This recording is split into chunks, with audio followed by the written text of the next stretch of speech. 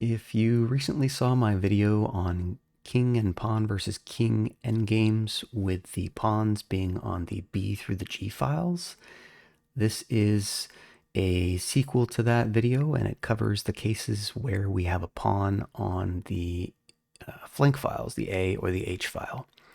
So take a moment to look at this puzzle and try to calculate if it is black to move, what is the outcome? And I'll assume you've paused. And I'm going to give you a little tip on how to think about this and how to calculate it. But first and foremost, before we even do that, if you are able to get the black king into the corner itself before the white king can get there or shoulder you from getting there, then you're guaranteed a draw in this position. So that's the ideal scenario. If you can't, your idea is to try to trap the white king in the corner by shouldering the king itself with your own king by going backwards and forwards on these two squares. And it just so happens that these two squares are key squares for this position. So all we need to do is calculate, can this black king reach either of these two key squares before the white king can prevent it?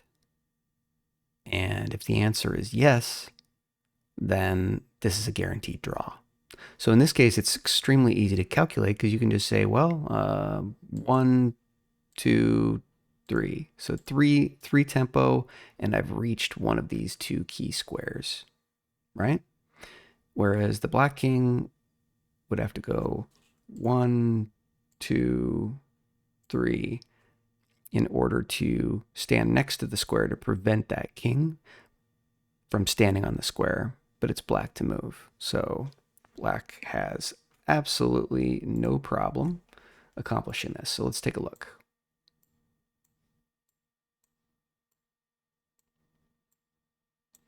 So black has a guaranteed draw because it is standing on one of these two key squares.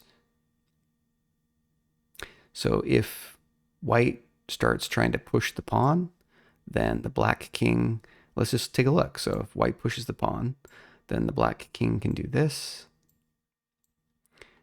and can just start to slowly get in the way and stay in the corner. That's the idea. And you'll end up in a stalemate, just like this. So that's not great. If you're white, that is, because you would have loved to have won this position. And let's rewind time. And of course, if white decides not to push this pawn, but instead wants to try to get in front of this king like this, then the black king could, if they want, could choose to go over here, and now they've reached this corner where they're able to just shuffle backwards and forwards. So black has a guaranteed draw in this whole position. So given our new knowledge about key squares and knowing that they are right here, try to calculate what the outcome is if it's white to move instead. So this one's a little bit trickier. You've got to be very careful with your tempo counting, but the outcome is actually, it's still a draw.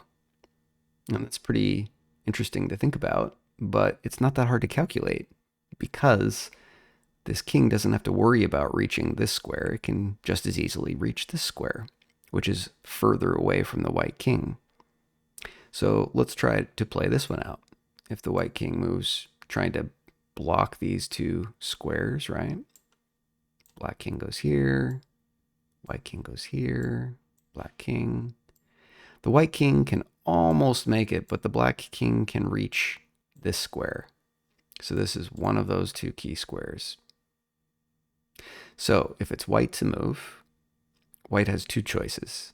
They can either try to push their pawn, or they can try to stop the king from getting into the corner.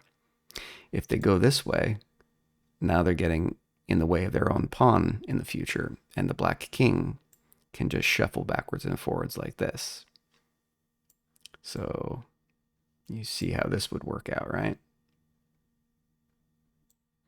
So if the black king, or rather if the white king at this very moment decides it wants to get out of the way, well, then the black king has an opportunity to get into the corner. And all of these things arise because the black king is standing on these two key squares. And of course, if the white king doesn't get out of the way, then its only other move is to just push the pawn, and then the black king can keep shuffling. So, as we've seen, both cases, whether it's white to move or black to move, ended in a draw because the black king was able to get to those key squares.